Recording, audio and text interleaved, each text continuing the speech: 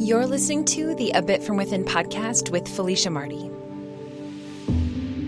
We don't even have to say like, oh, I suffer from imposter syndrome, when what we're really feeling is like, hey, I'm a little nervous going into this, or I'm feeling my way through this, or I'm trying to figure out how to feel more confident inside of this role.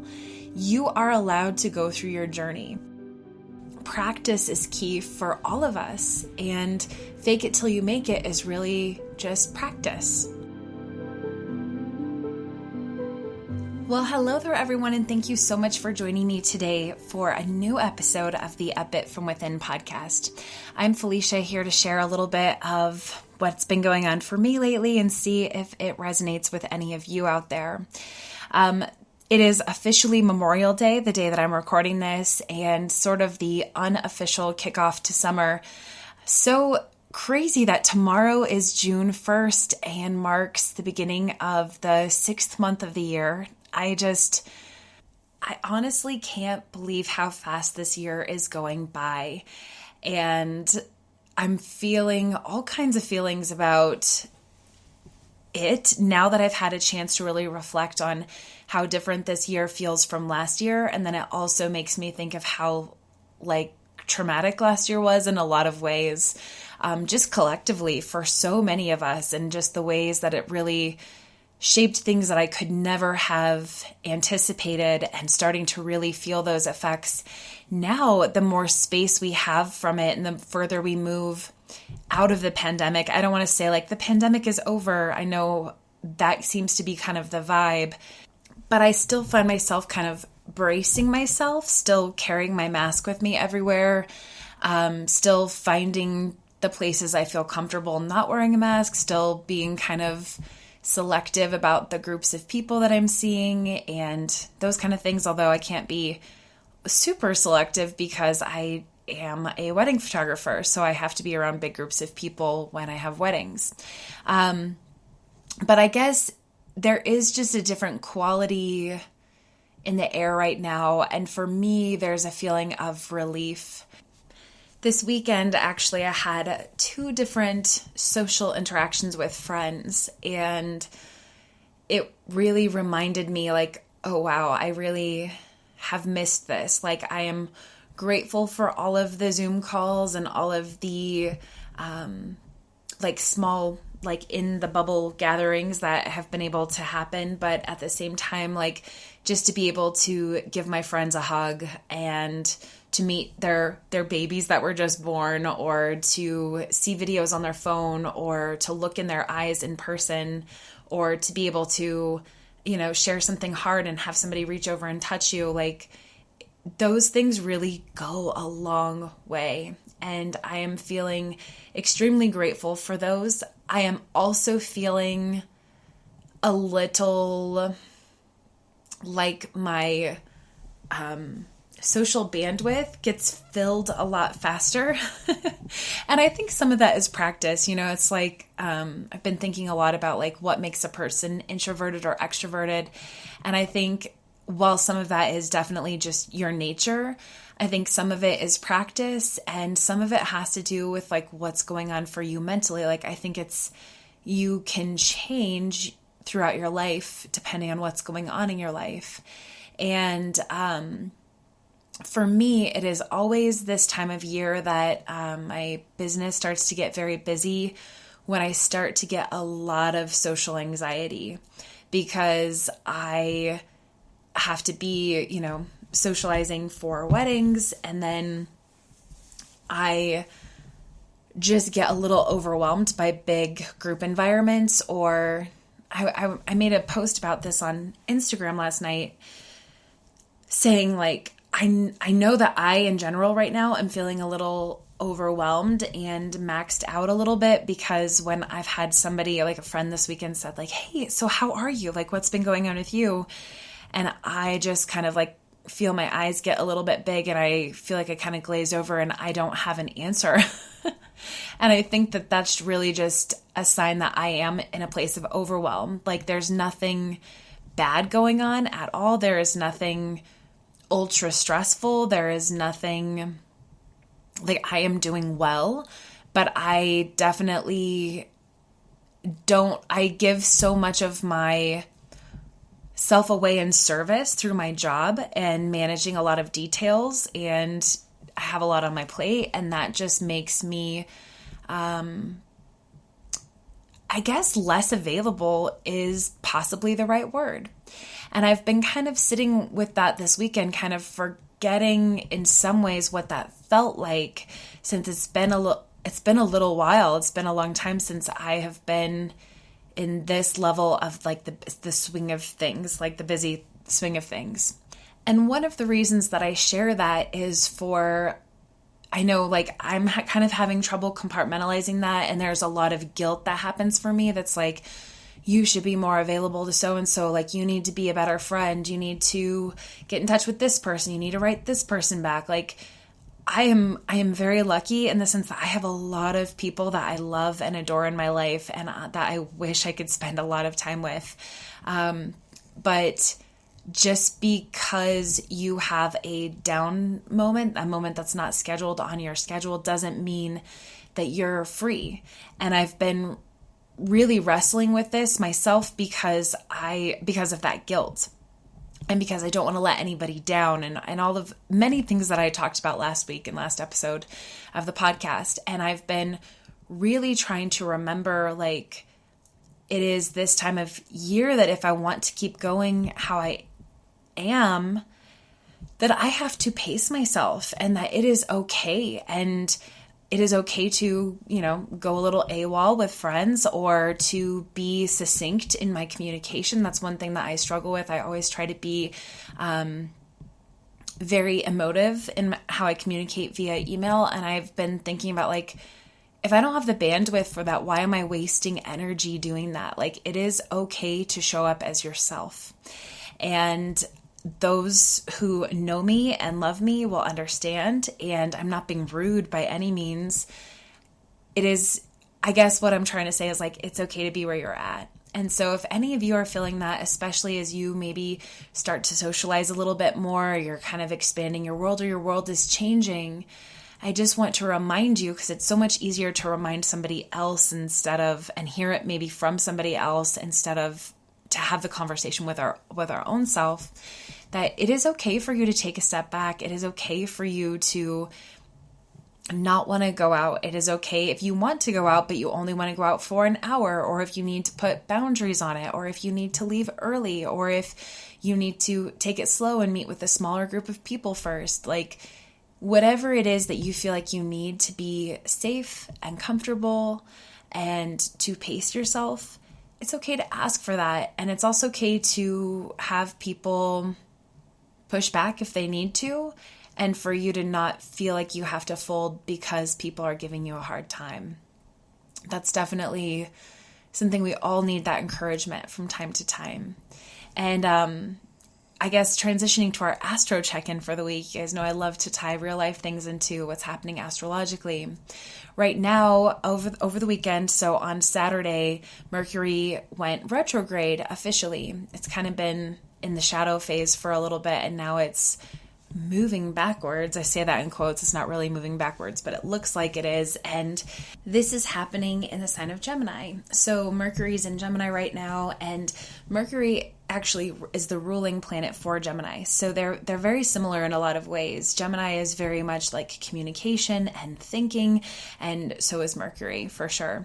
Gemini can be, very inquisitive, always from one thing to the next, trying to think things through, very intellectual. And with Mercury in Gemini, there's definitely a feeling of wanting to be social. Like, you can picture Mercury and Gemini like a social butterfly, like wanting to chat, wanting to be out with people, wanting to talk, wanting to share ideas, wanting to get creative on things, wanting to partner together, very much kind of plugged in that way. You can kind of start to see this archetype unfold.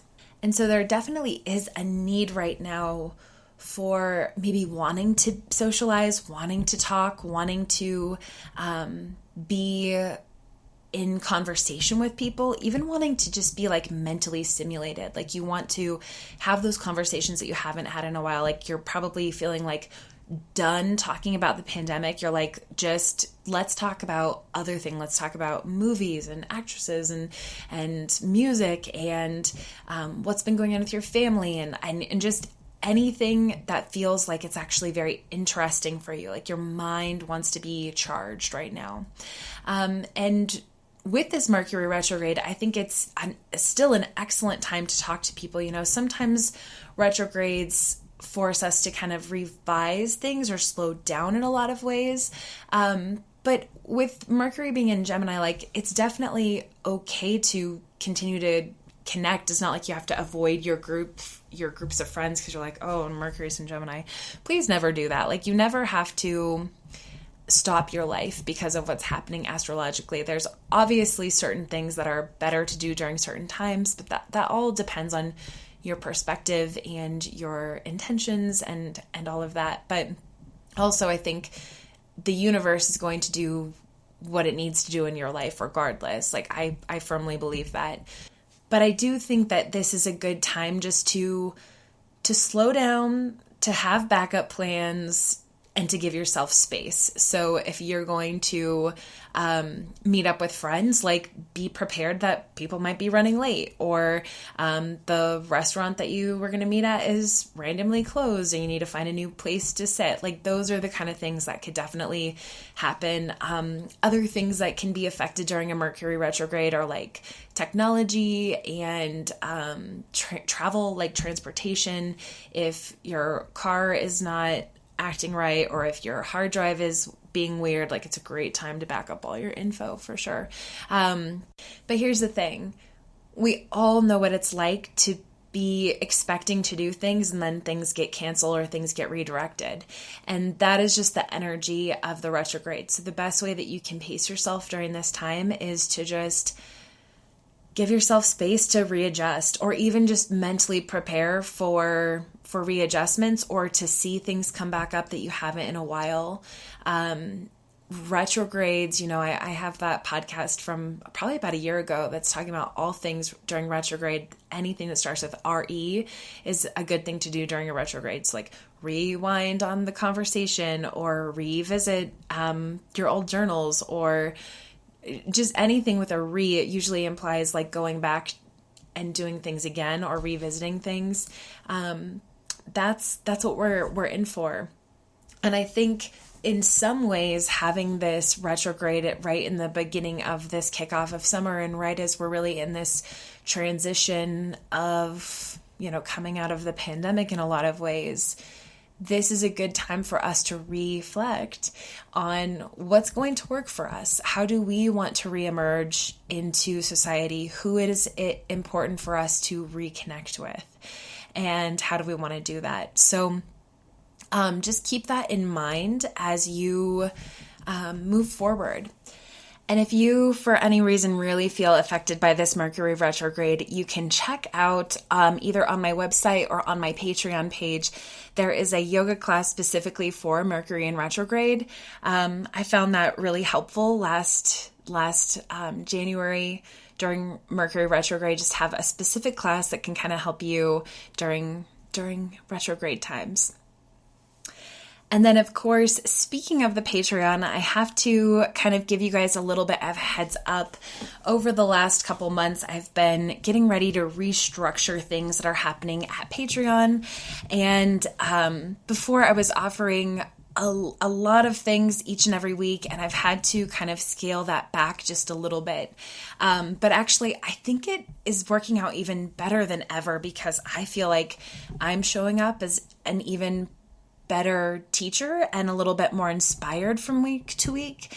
And then one of the things that I was really excited to try to figure out, it's been my goal for a little while, it is finally getting implemented starting today, June 1st, is when you switch to the community level member. So it's $18 a month. And this level is going to now offer a live Zoom chat and yoga class. And the reason I say chat is it's really important for me to bring a level of community to the class. So I don't know exactly how it's going to work. I think it's going to depend a little bit on the people and the vibe and the time of day and stuff like that. But the way that I envision it is something a little bit like this, A Bit From Within podcast, where maybe we just kind of bring up a topic and I'll share a bit from within. And then if anyone else wants to share, that there's a safe place to do so. And then we'll go into a really great hour-long yoga practice. So a great way, hopefully, to have a community space or to practice live or just even be able to say hello, since all of the rest of the yoga classes are pre-recorded and we don't get that moment to connect other than through comments and messages and things like that, which are also great. But that's going to be a really cool transition. And so I am doing a little bit of a special promotion. So if you switch to the community member level, you also are going to be able to get a brand new Be Gentle With Yourself sticker from me. So I will mail you an A Bit From Within sticker that you can put on. It's a vinyl sticker, so you can put it on a water bottle or your computer or your car or wherever you want to put it. So hopefully that's kind of a fun thing, and it feels like a little bit of a taste for what is hopefully able to come in the future. I really appreciate like all of the Patreon supporters, because they kind of stick with me as I try out different things in different classes and always give me feedback. It's kind of how we were able to figure out, like, some people, a lot of the patrons like those 30-minute classes, or to be able to have a 20-minute go-to class and then to be able to have a longer, 45-minute class. There's a lot of variety in the classes that are there and in the meditations that are offered too. Oh, and I should also mention that the other thing that the community level members will have that is awesome, if you're not that interested in the live stuff, but you want more influence over the kind of classes, there's going to be exclusive voting power, so you can really weigh in on the kind of classes that you want and that the topics that you're most interested in. So if you have the ability to do so, please consider either upgrading your membership or coming to join at that community level status.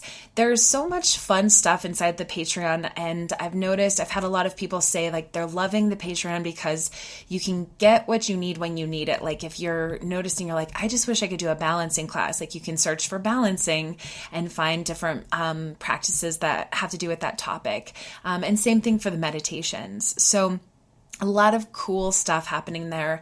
And there's still great stuff at the $12 a month level. You're still going to get access to all of those pre-recorded classes in the entire yoga library, which has like over 50 classes right now. It might be over 60 now.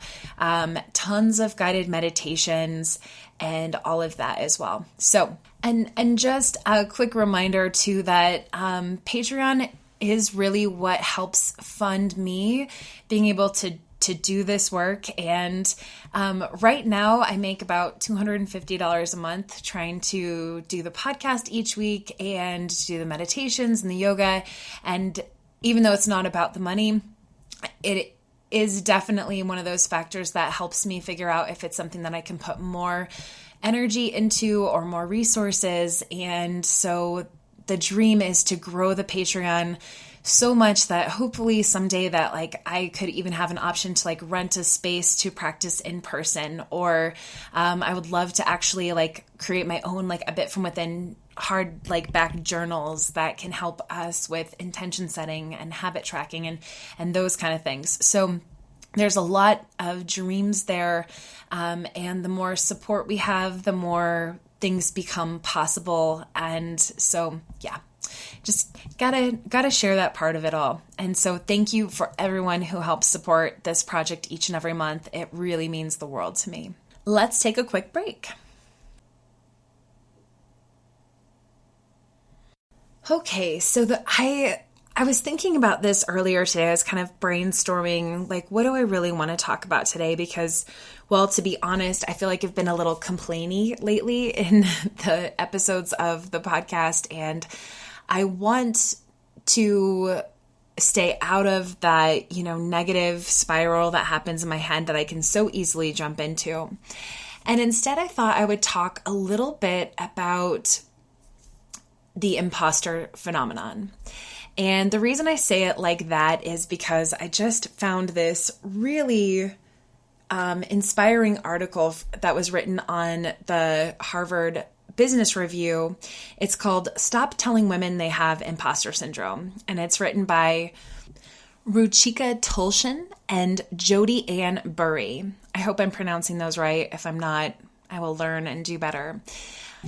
But they brought up some excellent points that I had not really thought about, and I haven't fully digested, so I'm not going to try to share what they did. Like, go find the article and read it.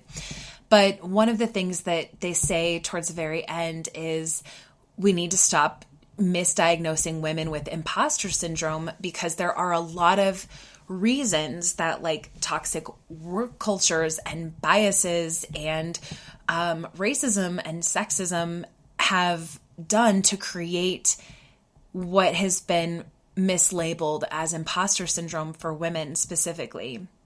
And I thought that was really interesting. So I was like, I think I want to kind of stray away from using that word. But I do want to talk a little bit about self-doubt.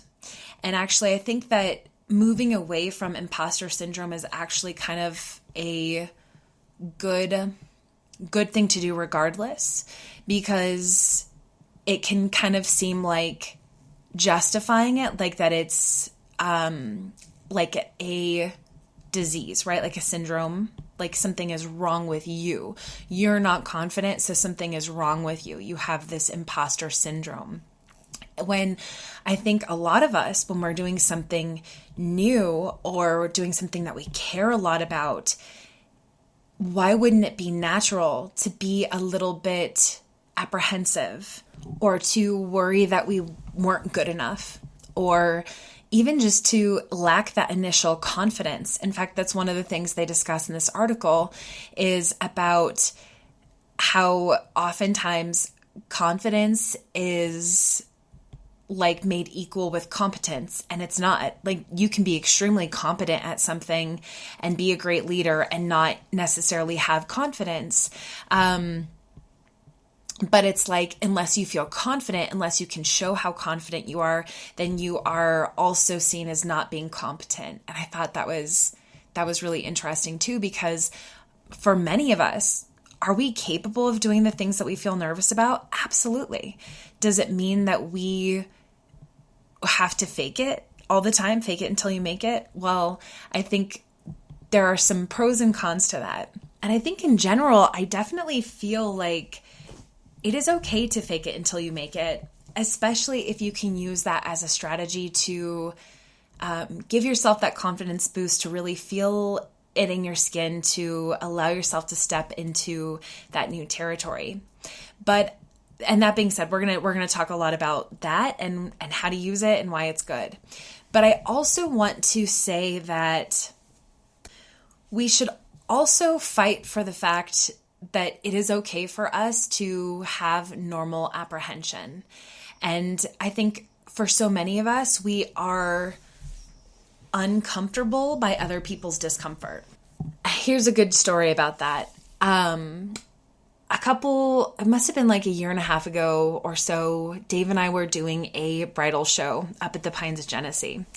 And the Pines of Genesee is a wedding venue here in Denver. It's an awesome wedding venue. And they have, pre-COVID, they had, and I'm sure they'll get back to it, they had these tastings where all the people who are getting married there could come on an evening and try out all the different kind of food. And then they'd have select vendors there, and it would rotate every single month. So you could see a variety of different kinds of vendors and taste different food and all of that. So Dave and I were up there doing we were being the videographer vendor that night. And it was pretty recent after I had had that panic attack fainting episode that had left me like very nervous and very anxious about possibly having a panic attack in front of people. And one of the worst parts of dealing with that is that those general triggers of just normal anxiety in my body started to feel like the precursors to an absolute can't handle it, panic attack, which is not good. It is very, very not good, very confusing for the body. And it's been a mental struggle, or a mental Olympic race for me to figure out like how to navigate that. But this was especially early on. And I was getting ready to like speak into the microphone, which is nerve-wracking no matter what. Like even if you are comfortable public speaking, which I usually am pretty comfortable, like I still get nervous. And I think that's true for a lot of people, like even people who do TED Talks or big seminars or speak in public all the time. Like it doesn't mean that just because you're good at it and competent at it, that you're always going to feel so confident beforehand that you don't feel nervous. Same thing with shooting weddings. Like I always get nervous before I shoot a wedding, even though I'm extremely proficient at shooting weddings and I love it and it's so much fun and I know it'll be great. I still get nervous. And so we are standing up there and like it's the microphone's going around the room and I'm starting to feel like, oh God, my heart is starting to race. And then I am picking up on like this major, major nervous energy. And I'm trying to get myself to a place where I'm like, you have to do this, Felicia. You have to speak into the microphone. Like you have to know what you're going to say.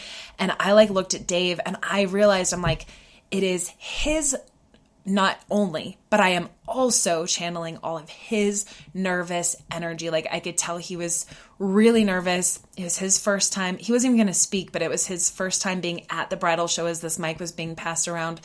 And I like had to like push him away, like try to be like nice about it, but like get away from me because I can't have your energy here, because it was making me feel so uncomfortable. And that was one of those things that that's the first example I can think of is of how it is so hard for us to be comfortable with other people's discomfort. Now, could I have held space for him if I wasn't getting ready to speak into a microphone, or if I wasn't having my own anxious thing that I was trying to work through? Absolutely. But I think for many of us, we don't realize like, oh, okay, this person is uncomfortable. This person needs some support right now. This person needs to be validated. Instead, we see like, oh, you're not okay, so nothing is okay. Or you're not okay, so you can't handle this.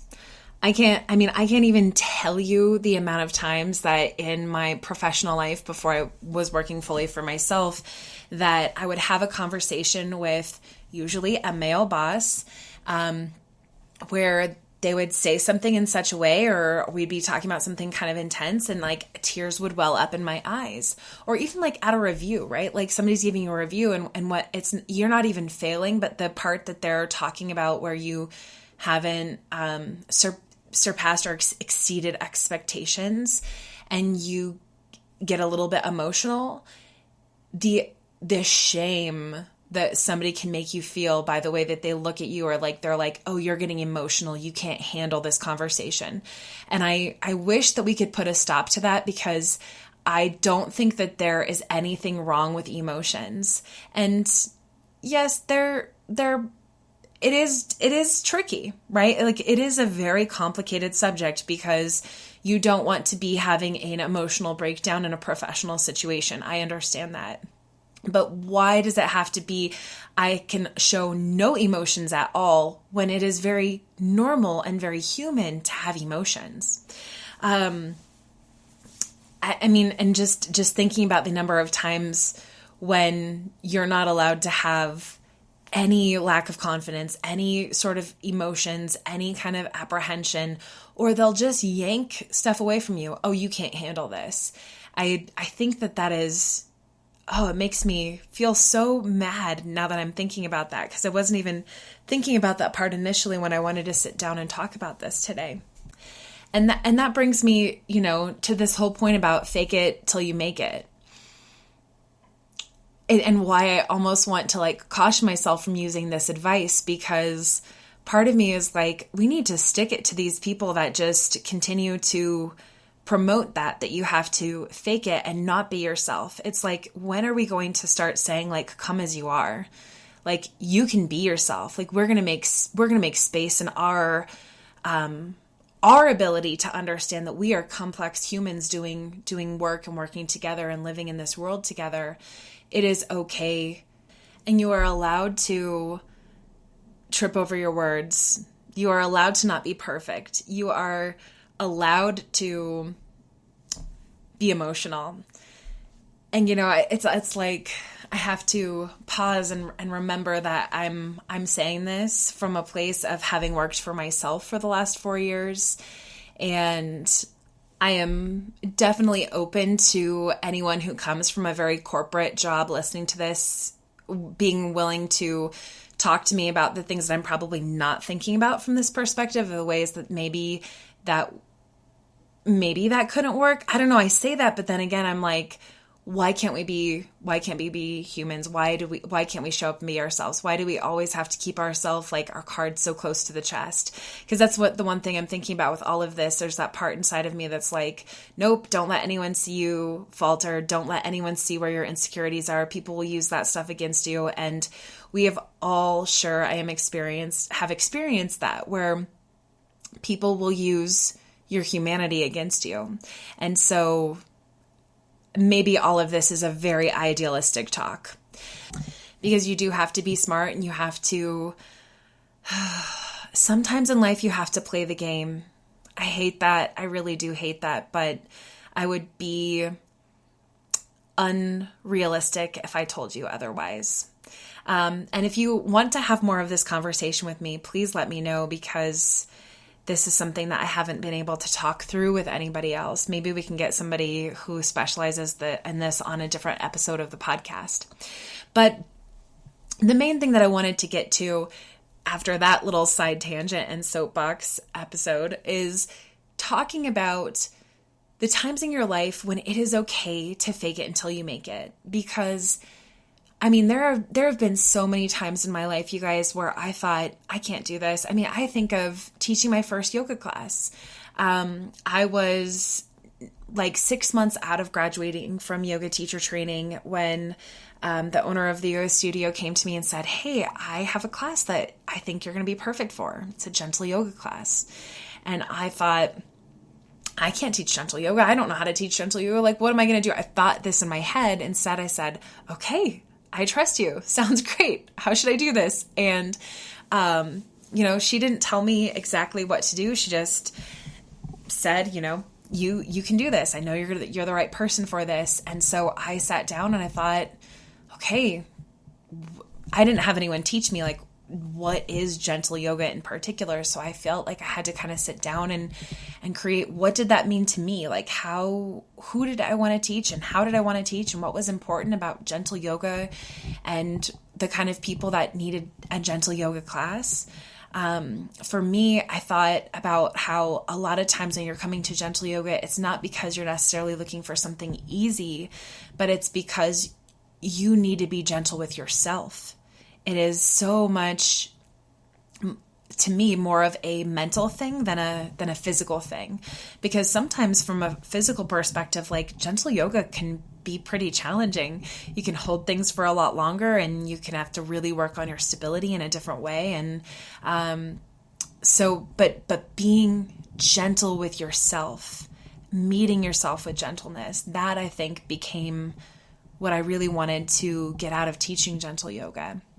And the approach of that. And there's a lot more to that. But all of that to be said is, when I walked into that class to teach, I was so scared and so nervous, and I felt like I didn't know what I was doing. And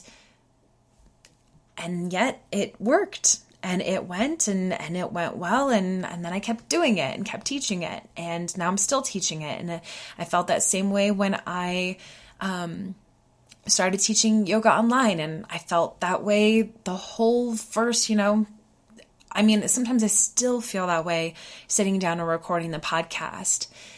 I think it is okay to feel like, why would anyone want to hear what I have to say? But you have to be able to sort through that in a way that's like, well, what do I have to offer? And also, what would it mean to me to be able to say that, or to speak it, or to do that thing? What will it mean in my growth and my journey? And sometimes you'll really surprise yourself. Sometimes it's really not about having the confidence. It's about being courageous enough just to execute it. I remember when I was in 10th grade, it was like the first time that I really knowingly practiced fake it till you make it. And I was talking to my theater teacher, who's still a very, very dear friend of mine. And I had just been given the role of stage manager. And I was so excited because from a logistical and practical perspective, I know how to organize people. I know how to be type A in the right ways. I know how to get stuff done. But I was telling her, I'm like, I'm afraid that these people won't listen to me. Like, I don't know how to be their boss. Like, and she was like, well, just pretend like you're somebody who, like, pretend you're somebody else, like be an actor, essentially was kind of her advice. And I thought, yeah, I could do that. Like I could pretend like I'm somebody who knows how to give orders. I could just pretend and do that. And then before I knew it, that's what I was doing. And people did listen to me. And I was able to quickly become a very well-respected stage manager. And that carried me all the way in through college, doing directing and writing plays and working behind the scenes and all kinds of things. So sometimes in your life, I guess all of this is just to say that just because you feel like a fraud, or just because you lack confidence, or just because you have some anxiety about something, or just because you worry that if you did it, that it wouldn't be good enough or it wouldn't be like other people, it's not a reason to not try or to not go for it. And I think that it is very important for us all to have that conversation with ourselves and to remember that we are normal and that we don't have to be afflicted by this syndrome, right? We don't have to work on it every single conference that we go through, or we don't have to say that that's what, we don't even have to say like, oh, I suffer from imposter syndrome, when what we're really feeling is like, hey, I'm a little nervous going into this, or I'm feeling my way through this, or I'm trying to figure out how to feel more confident inside of this role. You are allowed to go through your journey. And you know, this stuff that we feel apprehensive about, it's not just stuff that has to be inside of a work environment, right? It's not just about teaching or promotions or fulfilling a professional role. Sometimes what we're navigating is stuff that's more emotional, even in our personal lives. For me, and you guys have to forgive me if I get a little emotional here, but my sister is getting ready to move across the country. It's a very sudden news and information, and I am so happy for her. Like, genuinely, I think it's going to be amazing for her personally, but I feel like there's a little bit of faking it, of just being okay with her going. Like, there's part of me that, like, in front of her face, I'm like, yep, you've got this. And then, like, I hang up the phone with her and I start crying. And that's okay too, right? Like, you can feel like very unsure about how you feel about something and still choose to put your best foot forward. And part of that is knowing how to navigate your own emotions, right? Just because you feel one way about something doesn't mean you can't hold space for the other part of it, or for where you're wanting to go. And I think that's where intention is so important for us to think about. Just because you intend for something doesn't mean you just completely align with it and then boom, you're there. Sometimes it does work that way. But sometimes the intention is the balloon that kind of helps carry you over, like kind of lifts you up and over the obstacles so that you can get towards that intention, that you can get yourself to where you want to be, even though you're not there yet. It's like practicing, right? And I think, you know, when you're playing an instrument, they always say, practice makes perfect. And in yoga, we call it yoga practice too, right? Because there's not like a yoga performance. Practice is key for all of us. And fake it till you make it is really just practice. Practice what it would be like to give that presentation confidently. Practice what it would feel like to ask for a raise. Practice what it would feel like to be open with somebody that you feel vulnerable with. Practice validating your partner or your loved one, even though you don't feel sure you know how. It is okay to not be perfect and to practice it anyway. And if any of us can remember anything, if we're dealing with, second guessing ourselves or any of that discomfort, it's just to remember that we're all human. We all feel that way. Sometimes many of us are wearing masks. Many of us are coming from different perspectives, and just no matter what, have grace for yourself. Give yourself space to move through it. Give yourself the faith in yourself that you will get to where you want to go, and just never stop trying. You don't have to be perfect. Just never stop trying. All right. Well, I will end there for today. I've got my super attractor deck here, so let's go ahead and do a card drawing.